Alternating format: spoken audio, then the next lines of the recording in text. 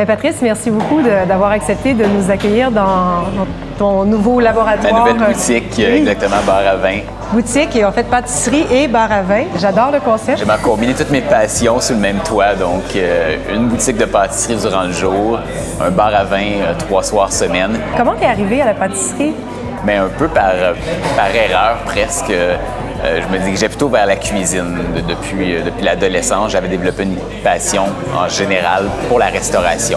Okay. Donc, pas nécessairement juste pour le sucré, vraiment pour la cuisine, pour le service. Même, je m'étais mis à commencer à m'intéresser au vin. Et c'est une passion assez générale. Et lorsque j'ai voulu m'inscrire à l'école hôtelière, j'étais juste un peu trop tard pour l'inscription en cuisine. Il n'y avait plus de place. Donc, j'ai commencé par la pâtisserie, tout simplement.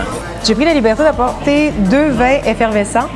J'avoue adorer les bulles, donc ça part bien déjà. Ben oui, c'est ça. Puis j'osais pas parce que le champagne, des fois, quand c'est trop sec, ça va pas toujours bien avec les desserts. Et là, j'ai 2 vins légèrement alcoolisés, mais avec une petite touche de sucre. Un qui est plus sur des accents d'agrumes, d'oranger, puis l'autre avec lequel on va plus chercher les accents de fruits rouges.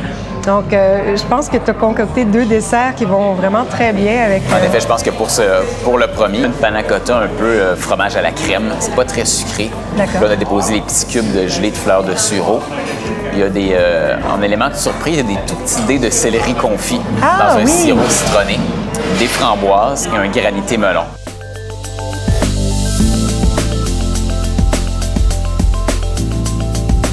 Naturellement, mes desserts, surtout mes desserts à l'assiette comme ça, tendent à ne pas être trop sucrés.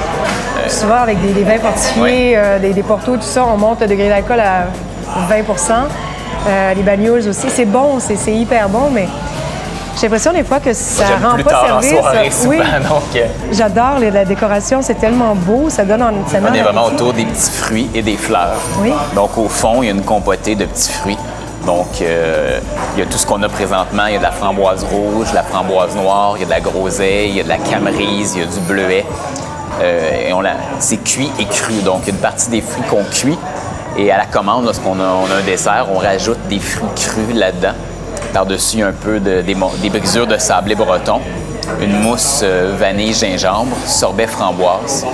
Et on saupoudre avec un peu de poudre de rose sauvage. Celui-là, avant d'y goûter, j'ai pris en fait une cuvée, ça s'appelle Effervescent. Ça vient du Beaujolais, c'est 100% gamay. C'est élaboré comme un pétillant naturel. Donc, c'est pas fait comme un champagne du tout. C'est une méthode cuve close, mais c'est vraiment tout plein de fraîcheur. L'éclat du fruit est vraiment parfait. On a l'impression de croquer dans une grappe de gamay, en fait. Il y a un tout petit peu de sucre, puis c'est léger en alcool. On est autour de 9,8% d'alcool. Donc, pour terminer le repas en légèreté, en douceur. J'ai hâte de goûter parce que je suis un grand fan des vins du Beaujolais, donc... Ben oui, ça sent le gamay.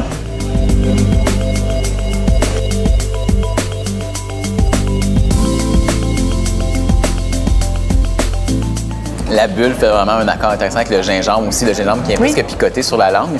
On a presque le rappel dans le vin avec le... C'est pas juste en fait les saveurs, c'est la texture, c'est la sensation qui est intéressante. C'est vraiment intéressant. Bien, merci vraiment beaucoup. Puis à ta santé et longue vie à Patrice Pâtisserie. Merci. Merci.